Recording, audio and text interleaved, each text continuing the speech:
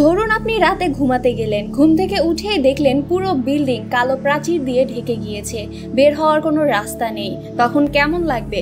মাথায় কি চিন্তা আসবে আপনার? অবশ্যই তখন আপনার মাথায় হাজার প্রশ্ন ঘুরপাক খাবে। এমন কিছুই ঘটনা ঘটেছে আজকের মুভিতে। তো চলুন বেশি দেরি না করে মুভির গল্পটি শুরু করি। টিম একজন ভিডিও গেম ডেভেলপার। বাসায় বসে সে কাজ করছিল। কাজ করার সময় তার কম্পিউটারে গ্লিচ দেখা দেয়। ইন্টারনেটও ঠিকমতো কাজ করছিল না। অন্যদিকে গ্লাসের মধ্যে একটি মাছি আটকানো ছিল। তো সে বিরক্ত হয়ে সেই মাছিটিকে জানালা দিয়ে ছাড়তে গেলে সে সেটাও করতে পারে না। তো অলিভিয়া এসে তাকে নিচে নিয়ে যায়। নিচে গেলে তারা উপরে দেখতে পারে কিছু হেলিকপ্টার একটি শহরের দিকে যাচ্ছে। সেই শহরে নাকি আগুন লেগেছে। আসলে টিম আর অলিভিয়ার মধ্যে সম্পর্কটি ভালো নেই। অলিভিয়ার 3 মাস আগে একটি বেবি নষ্ট হয়ে যায়, আর এরপর থেকে তাদের সম্পর্কটি নষ্ট হওয়া শুরু করে। অলিভিয়া সবকিছু ভুলে সে আবার নতুন করে সবকিছু শুরু করতে চায়। তো সে টিমকে বলে তারা দুজন মিলে প্যারিস যাবে, নতুন করে শুরু করবে সবকিছু। কিন্তু টিম একটি নতুন গেম ডেভেলপ করছে, যার জন্য সে যেতে পারবে না। সেদিনের পর থেকে টিম আসলে নিজেকে কাজের মধ্যে এতটাই ডুবিয়ে ফেলেছে যে সে অলিভিয়াকে একদমই সময় দেয় না। টিমের এমন কাজগুলোয় অলিভিয়ার অনেক খারাপ লাগে। সেদিন রাতে তাদের বিল্ডিংয়ের উপরে মেঘের মতো একটি অবজেক্ট দেখা যায়। মেঘের মতো সেই অবজেক্টটি পুরো বিল্ডিংটিকে ঘিরে ফেলে। যাই হোক, টিমের ঘুম ভাঙলে সে দেখতে পায় অলিভিয়া তাকে ছেড়ে চলে যাচ্ছে। কারণ টিমের এমন ব্যবহার দেখতে দেখতে সে এখন ক্লান্ত। সে নতুন করে তার জীবন শুরু করতে চায়।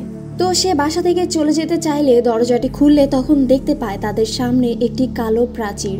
সে তো প্রথমে মনে করেছিল টিমের কাজে এটি, সে যেন যেতে না পারে তাই টিম এই কাজটি করেছে। কিন্তু টিমও জানে না এই কালো প্রাচীর হঠাৎ করে কোথা থেকে এলো। বাসার যে জানালাগুলো রয়েছে সেই জানালাগুলো সেই কালো প্রাচীরগুলো দিয়ে আটকানো। কেউ তো পুরো বিল্ডিংটা এই কালো প্রাচীর দিয়ে ব্লক করেছে। ফোনের নেটওয়ার্ক চেক করলে ফোনের নেটওয়ার্কও নেই। আবার ওয়াইফাই যে রয়েছে সেই ওয়াইফাইও কাজ করছে না। এবার তারা দুজন মিলেই চেষ্টা করে সেই প্রাচীরটিকে ভাঙার, কিন্তু কোনোভাবে তারা সেই প্রাচীরটিকে ভাঙতে পারে না। তাদের পাশের বাসার ফ্ল্যাট থেকে কিছু শব্দ শুনছিল, আর তাদের এই পাশের বাসার ফ্ল্যাটটির যে প্রাচীর রয়েছে সেই প্রাচীরটিকে ভাঙলে ওপারে তারা মার্ভিন আর অ্যানাকে দেখতে পায়। মার্ভিন মনে করছে এটি বাড়ির মালিকের কাজ, কিন্তু বাড়ির মালিক এই কাজটা কেনই বা করবে। যাই হোক, এখন বিল্ডিংটি তো শহরের মাঝখানে, কিন্তু এখানে কনস্ট্রাকশনের কাজ হচ্ছে। সহজে তো এখানে আর কোনো সাহায্য আসবে না। আবার তাদের বিল্ডিংয়ের পানি আসাও বন্ধ হয়ে গিয়েছে। যাই হোক, সেই কালো প্রাচীরটি তো ম্যাগনেটের মতো কাজ করছে। সেখানে যদি কোনো লোহার জিনিস দেওয়া হয় তাহলে সেটা খুব সহজেই সেখানে আটকে যাচ্ছে। তো অলিভিয়া টিম তাদের বাসায় লোহার যত জিনিস ছিল সেই প্রাচীরটির মধ্যে আটকে দেয়। আর আটকে দিলে সেখানে দেখা যায় 4টা কিউব রয়েছে, যে 4টার মধ্যে সবচেয়ে বেশি ম্যাগনেটিক শক্তি রয়েছে। হয়তো এই 4টা কিউব কোনো পাজেল, যেটি তাদের সলভ করতে হবে। তো অলিভিয়া তখন সেই পাজেলটি সলভ করার চেষ্টা করে। সলভ তো করতে পারে না, উল্টো প্রাচীরটি ভাইব্রেট করে। ভাইব্রেট করার পরে সেই লোহার জিনিসগুলো তাদের উপরে ছিটকে চলে আসে। তারা দুইজন তো প্রাচীরের সামনে ছিল। তখন অলিভিয়াকে বাঁচাতে গিয়ে টিম অনেকটাই আহত হয়ে যায়। এরপর তাদের বাসার পাশের ফ্ল্যাট থেকে কিছু শব্দ শুনতে পায়। শব্দ শুনতে পেয়ে তারা ভেবেছে কোনো দুর্ঘটনা ঘটেছে, তাই তাদের বাসার মাঝখানে যে প্রাচীরটি রয়েছে সেই প্রাচীরটি ভেঙে তারা সেই ফ্ল্যাটে চলে যায়। সেই ফ্ল্যাটে গেলে সেই কাপলকে তো তারা দেখতে পায় না, কিন্তু তাদের বেডরুমে গেলে দেখতে পায় অ্যানা নিচে পড়ে রয়েছে। কেউ তো তাকে আঘাত করেছে। মার্ভিন হঠাৎ করে এসে টিমকে মারা শুরু করে। আসলে মার্ভিন নেশা করেছে, তার মাথাটা ঠিকমতো কাজ করছে না। অ্যানা আবার সেই প্রাচীরটিকে ভাঙতে গিয়েছিল, ভুল করে সে আবার উল্টো মার্ভিনকেই মারে। তো এতক্ষণ ধরে তার শরীরে যে রক্তগুলো লেগেছিল সেগুলো মার্ভিনের রক্ত ছিল। তো তাকে শান্ত করার জন্য টিম তার হাতগুলো বেঁধে দেয়। পরে টিম সেখানে খোঁজাখুঁজি করতে গেলে একটি প্রাইভেট রুম খুঁজে পায়। সেই রুমটিতে গেলে দেখা যায় যে সেখানে ইলেকট্রিসিটি ঠিকমতো কাজ করছিল না। আর সেই কালো প্রাচীরটি সেটা শেপ আবার চেঞ্জ হয়ে যায়। সেখানে আবার তারা একটি অ্যাক্স অর্থাৎ কুড়াল খুঁজে পায়। সেটি দিয়ে সেই প্রাচীরটিতে আঘাত করলে সেই প্রাচীরটির কিছুই হয় না। এই কালো প্রাচীরটি এত হাই টেকনোলজি দিয়ে বানানো যে এটির উপরে যত যা দিয়ে আঘাত করুক না কেন এটির কিছুই হচ্ছে না। এখন তাদের তো কোনো উপায়ে এখান থেকে বের হতেই হবে। অবশ্যই কোনো না কোনো রাস্তা রয়েছে।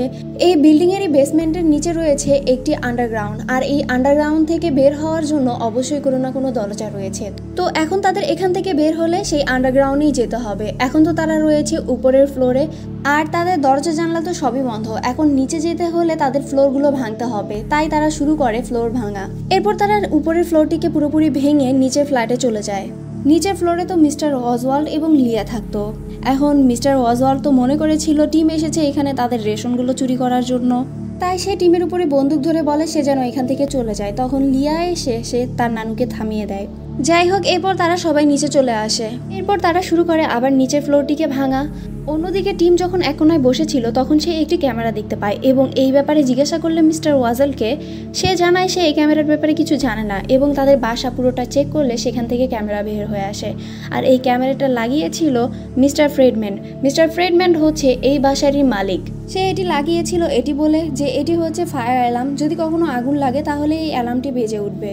বাড়ির মালিকের এসব কাজবাজ দেখে তারা তো মনে করছে হয়তোবা বাড়ির মালিক তাদেরকে রেকর্ড করে এরপর ডার্ক ওয়েবে এই ক্লিপগুলো বিক্রি করে দেয়। এখন মিস্টার ফ্রিডম্যান তো থাকতো মিস্টার ওয়াজেলের পাশের বাসায়, তাই তারা সিদ্ধান্ত নেয় এখন মিস্টার ফ্রিডম্যানের বাসায় তারা যাবে। এরপর মিস্টার ফ্রিডম্যানের বাসায় সবাই গেলে দেখা যায় যে মিস্টার ফ্রিডম্যানকে কেউ হত্যা করেছে। হত্যা করার পরে তার দুটি হাত কেটে নিয়েছে সে। এইসব রক্ত, হত্যা এগুলো দেখে অলিভিয়ার অনেক খারাপ লাগে আর সে সেখান থেকে চলে যায়। মিস্টার ফ্রিডম্যানের ফোনটি পাশেই পড়েছিল। টিম এটি নিয়ে চেক করলে দেখতে পায় সেখানে শুধু সেই কালো প্রাচীরটিরই ছবি তোলা রয়েছে।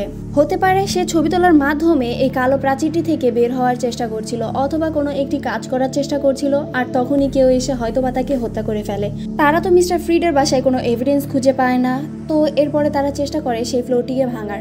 ফ্লোরটিকে ভাঙতে গেলে ফ্লোরটি হঠাৎ করে পুরোটা নিচে ধসে পড়ে যায়। তখন টিম, অ্যানা এবং মার্ভিন নিচে পড়ে গিয়ে আহত হয়ে যায়। নিচে পড়ে গিয়ে তাদের বেশি কিছু হয় না, তারা ঠিকই ছিল। এরপরে হচ্ছে বাকিরা সবাই নিচে চলে আসে। নিচে চলে আসলে তাদের আরেকটি ব্যক্তির সাথে দেখা হয়, আর সে ছিল ইউরি। ইউরি তো এ বাসায় থাকে না, ইউরি তার বন্ধু অ্যান্টনের সাথে দেখা করতে এসেছিল। আর অ্যান্টন হঠাৎ করে নাকি মারা গিয়েছে।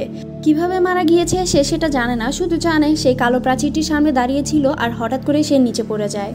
তো যাই হোক, সবাই চলে যেতে চাইলে ইউরি তাদেরকে বলে বাইরে নাকি কোনো পয়জন ছড়িয়ে পড়েছে আর এই কালো প্রাচীরটি তাদেরকে সেই পয়জন থেকে প্রোটেক্ট করছে। সবাই চলে গেলে লিয়া খেয়াল করে একটি টেবিলের কর্নারে কিছু পেপার ছিল, আর এই পেপারগুলো ছিল রিসার্চ পেপার। যে পেপারগুলোতে এই কালো প্রাচীরটিকে নিয়ে রিসার্চ করা হয়েছে, সেখানে কিছু কোড ছিল। তো লিয়া এ ব্যাপারে বেশি চিন্তা না করে বাকিদের কাছে চলে যায়। কিন্তু আমরা বুঝতে পারি অ্যান্টন অবশ্যই এমন কিছু বের করে ফেলেছে যেটি এই কালো প্রাচীর থেকে তাদেরকে বের হতে সাহায্য করবে, অথবা এই কালো প্রাচীরের ব্যাপারে সে এমন কিছু জেনে ফেলেছে যা অন্য কেউ চায় না এটি বাহিরে যাক। এবার ফাইনালি সবাই মিলে বাংকারে চলে আসে এবং বাংকারের ভিতরে আসলেই তারা সেই গেটটি দেখতে পায়, যে গেটটি দিয়ে তারা বাহিরে বের হতে পারবে। এরপর অলিভিয়া সেই গেটটিকে ভাঙে এবং গেটটিকে ভাঙলে সেখানে দেখা যায় সেই কালো প্রাচীরটি সেই গেটটির মধ্যেও রয়েছে। অন্যদিকে ইউরি যখন দেখতে পায় যে তারা আর বের হতে পারবে না, তার মুখে একটি স্যাটিসফ্যাকশনের হাসি দেখা যায়, হয়তোবা সে কোনো এভিল কোনো প্ল্যান করছে।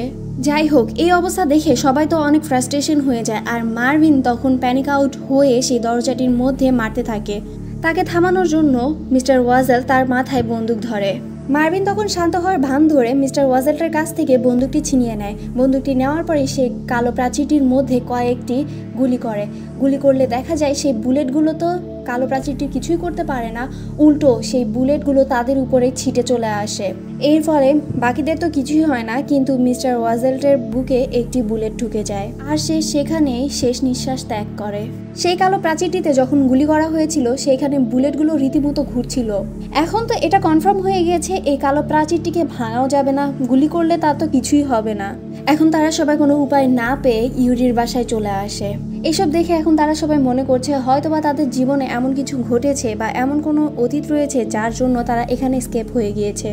অ্যানা, যে 15 বছর বয়সে সাইকেল অ্যাক্সিডেন্টের জন্য 2 মিনিটের জন্য মারা গিয়েছিল। লিয়া, যার মা ক্যান্সারের জন্য মারা গিয়েছে আর তখন সে তার সাথে ছিল। ইউরি, যে একজন কপ ছিল, সে অনেক মানুষকে হত্যা করেছে। অলিভিয়া আর টিম, তারা তো বাচ্চা হারিয়েছে। টিমের এই ব্যাপারটি একদমই পছন্দ হয় না সবার সামনে নিজের পার্সোনাল কথা বলা, তাই তখন অলিভিয়ার সাথে তার ঝামেলা লেগে যায়। বাচ্চা মারা যাওয়ার পরে টিম এ ব্যাপারে কখনোই অলিভিয়ার সাথে কথা বলেনি। কাজের মধ্যে এতটাই ব্যস্ত হয়ে গিয়েছে যে অলিভিয়াকে কখনো সে সময় দেয়নি। আসলে কাজের মাধ্যমে সে তার দুঃখটিকে ভুলিয়ে রাখার চেষ্টা করছিল।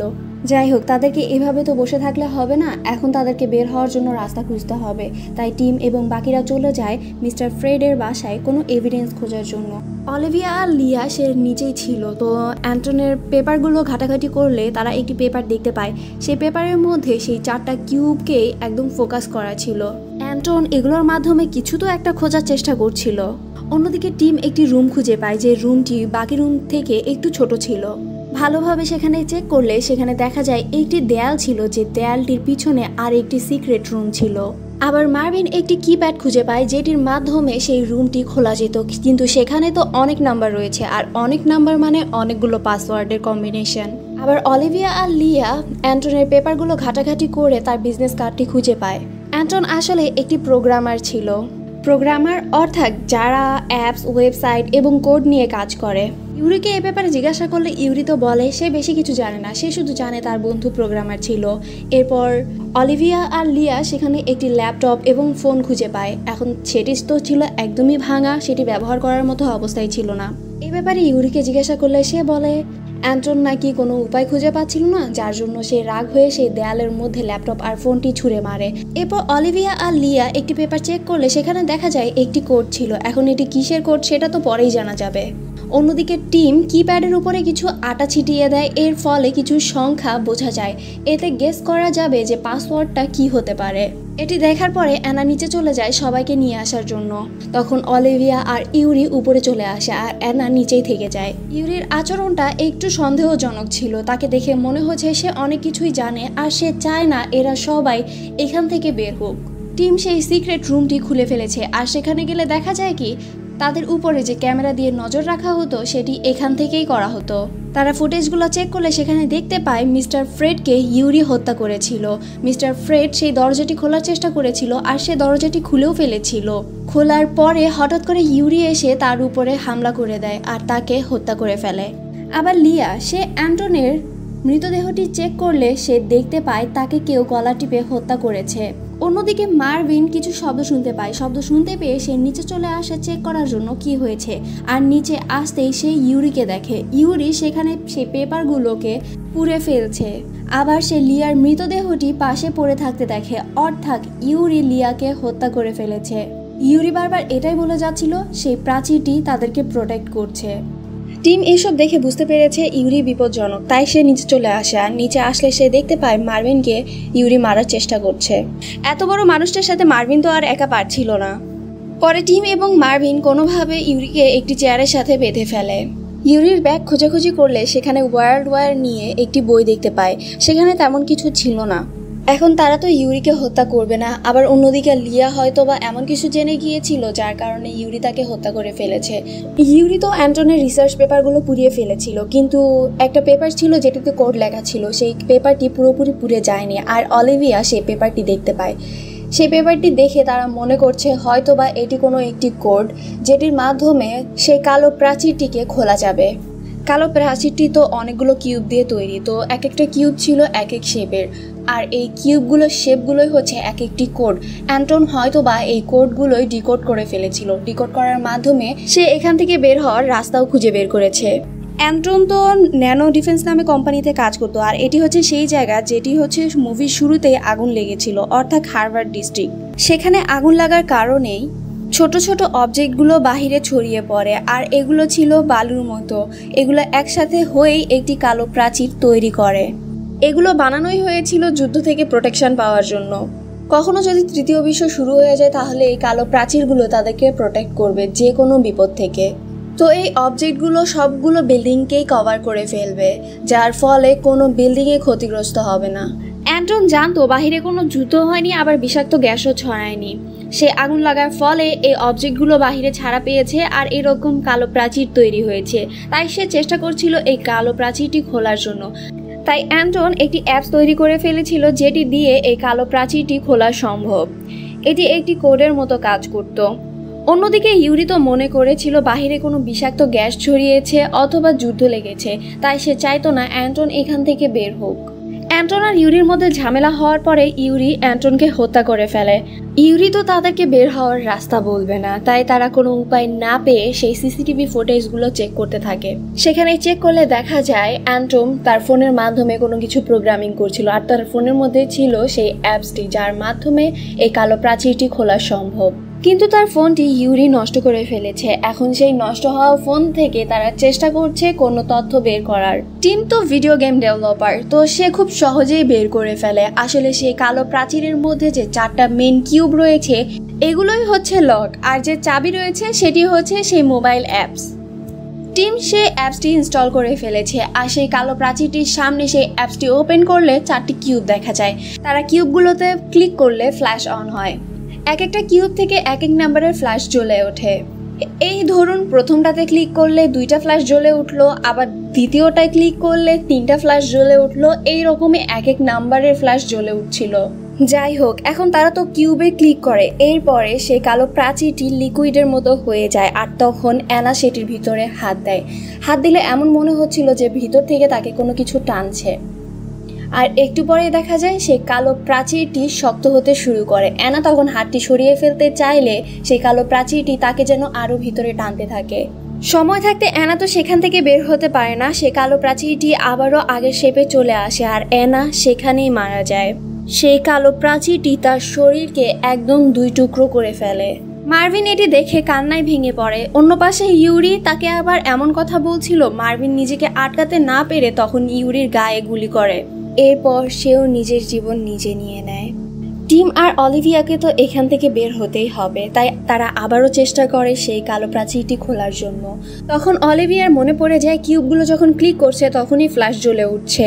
আবার এটাও মনে পড়ে যায় যখন অ্যান্টন দরজাটি খুলেছিল তখনই কিন্তু ফ্ল্যাশ জ্বলেছিল, আবার কোন ফ্ল্যাশ কয়বার জ্বলেছিল সেটাও কাউন্ট করা যাচ্ছিল। তাই তারা সিসিটিভি ফুটেজটি আবারও ভালো মতো অবজার্ভ করার পরে বুঝতে পারে কোন কিউবটি আগে ক্লিক করতে হবে, কোন কিউবটি পরে ক্লিক করতে হবে। তো তারা কালো প্রাচীরটি তখন খোলার চেষ্টা করে, কিন্তু ইউরি সে তো এখনো মারা যায়নি। তখনই তাদের আটকানোর চেষ্টা করে আর অলিভিয়া ইউরিকে তখন হত্যা করে ফেলে। এরপর তারা কিউবগুলো ঠিকমতো এবার প্রেস করার পরে দেখা যায় সেই কালো প্রাচীরটি ফাইনালি খুলে গিয়েছে।